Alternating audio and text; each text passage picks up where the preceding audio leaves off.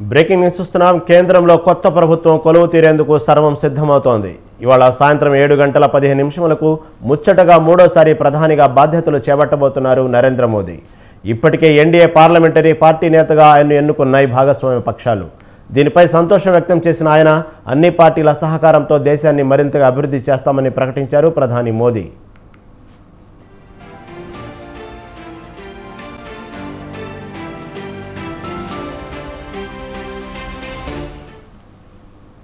అటు నూతన ప్రధానిగా బాధ్యతలు చేపట్టనున్న నేపథ్యంలో బీజేపీ కురవృద్ధులు ఎల్కే అద్వానీ, మురళీ మనోహర్ జోషిల ఆశీర్వాదం తీసుకున్నారు మోదీ.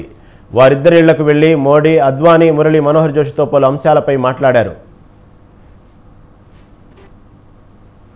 మరోవైపు మోడీ ప్రమాణ స్వీకార మహోత్సవానికి రాష్ట్రపతి భవన్ వేదిక అయింది. అట్టహాసంగా ఈ కార్యక్రమం జరగనుంది.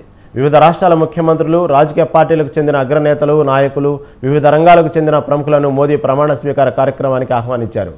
అటు సార్క్ దేశాల నుంచి ప్రతినిధులు హాజరు కానున్న నేపథ్యంలో రాష్ట్రపతి భవన్ చుట్టూ కఠినమైన ఆంక్షలు అమల్లో ఉన్నాయి.